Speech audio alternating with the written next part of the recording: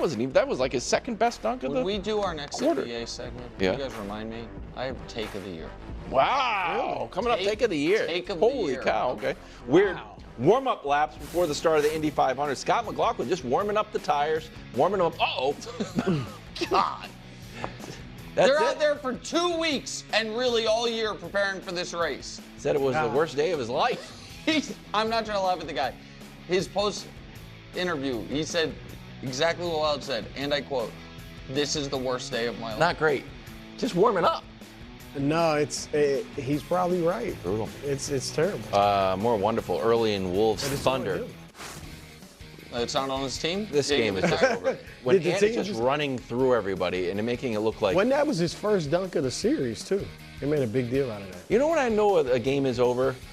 When Ant starts playing like it's a high school highlight, but it's the NBA Western Conference So Finals. at that moment, you were like, it's over. Yes, but I do, for the record, I do it multiple times a game. Like the Halliburton, multiple times the a Obi quarter. Toppin one-handed dunk. I'm like, geez, I'll go downstairs, start working on Weird and Wonderful. Wonderful. O'Neal Cruz and the Pirates versus the Brewers. This is the hardest hit ball. Watch how fast it's out of the stadium. That's it. He hits it, and then it's already in the stands. Man. 123 miles per hour. He breaks the previous record, which was also held by O'Neal Cruz, home run number 11. I want O'Neal to really reach his potential. He doesn't hit for average, but he also plays for the Pirates, which was an issue. Yeah, but Weird. I Lap want him to start 91. putting up Kyle Larson, who we talked about doing the double, he gets a little loose here. He ends up on the grass. That's not good Tough for one. Kyle Larson. So he's like, all right, this race is over for me. Let me get in my plane, get the IV, head to Charlotte. And then the 99 car, Suarez. Well, Kyle's minding his own business. Oh, no! Boom. And that's Kyle right there, number 5. 2 crashes in one day. He thinks he's done with this double thing.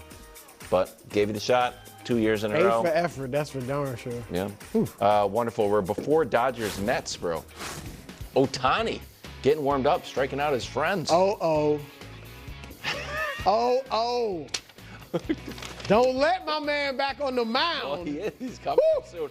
Then when the game starts, home run number 18. Dodgers are 32 and 21. They are in first place. And then final, wonderful, 14 laps to go. Pillow overtakes Marcus Erickson for the lead. No, is it coming up here? No, he just did it. Oh, he just did it. I missed it. It was too fast, 230 miles an hour.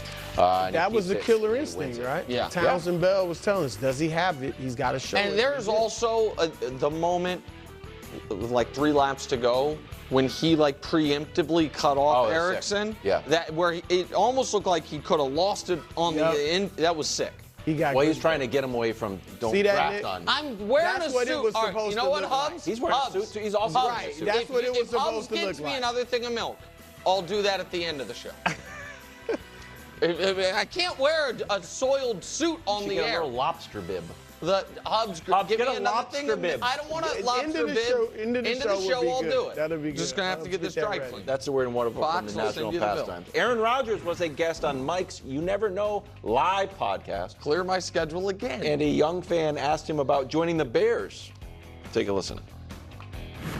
I believe there's a team that might play in Chicago this year. Let's go! On a road trip. I don't know. Not sure. Got to check it out. Are you speaking in code? I love Chicago, though. Way more than they love me. Steelers in Chicago on November 23rd. Oh, that's what he's talking about. It was a nice, you know. What? Why do you? I don't. He didn't have to Because say it was that. like a little girl who asked the question, so he was trying to be nice. Okay. Oh, had that's some all other- you think it was? Well, I don't know. I listened to this podcast. I listened to a decent amount of this podcast. And he sounded other places like he wasn't maybe coming back? I don't know. It's tough. I'm trying to learn about the Steelers. The next thing you know, I'm talking about God knows what. No, I'm but trying it's to not- focus it's on the not Steelers. It's not tough. It's not complicated.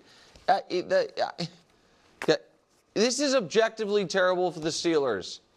And people can be like, well, Brett Favre signed with the Vikings in August, and they were really good that year. Here's the distinction. Brett Favre the Vikings were not, holding a seat open for Brett Favre. The players were not practicing as if Brett Favre was going to be our quarterback. He was retired. Yeah. He then came out, thought the Packers would have him back. They wouldn't. He ended up going to Minnesota. In that new Favre doc on Netflix, the short one, which isn't really about football, but Peter King talks about that moment and being in Favre's kitchen with Favre's agent in August talking about this whole thing. So here's my point. The Steelers have OTAs tomorrow. Is anything positive going to come of that from the offensive side of the ball? If you're a Pittsburgh Steeler, are you really trying to get on the same page with Mason Rudolph? Does timing matter? Is anyone on the Steelers offense going to be able to think as if this is important? How could they? And what do the coaches do? Be like, well, Mason's our quarterback. Like, honestly, how do they message it? Do they lie to him? Do they say, okay, we all know our real quarterback's not here? How do they do it? I assume that's what's going to happen. Okay, well, it's a waste of time. And for the record, Jeremy Fowler today reporting that Kirk Cousins plan B. So for the Steelers? For the Steelers. Yeah, okay.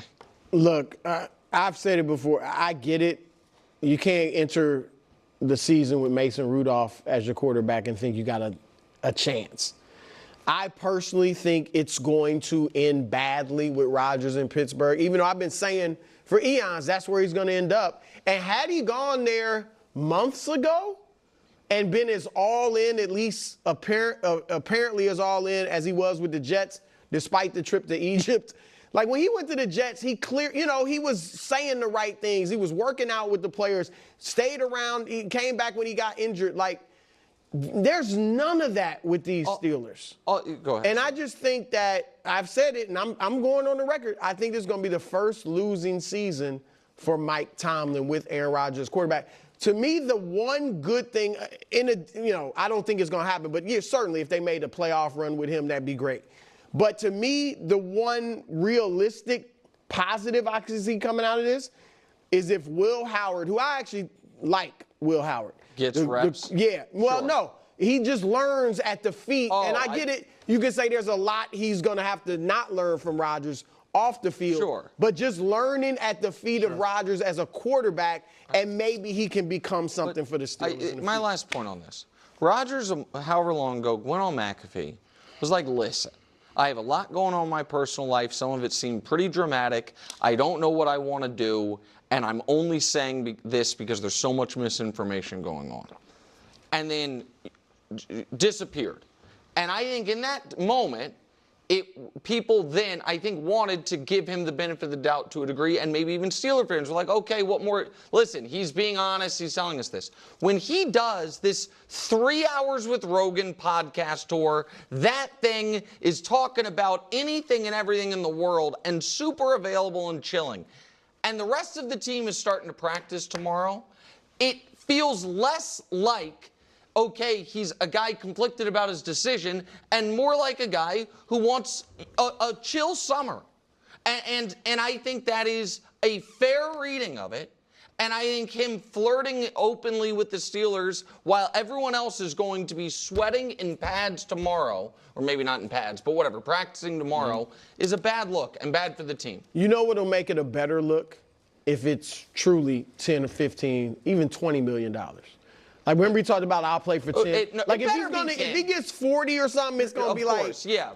But he said But if it's 10, 15, something like that, then hey, look better. Going for 300 yards once in his last 39 games. You should talk about that more.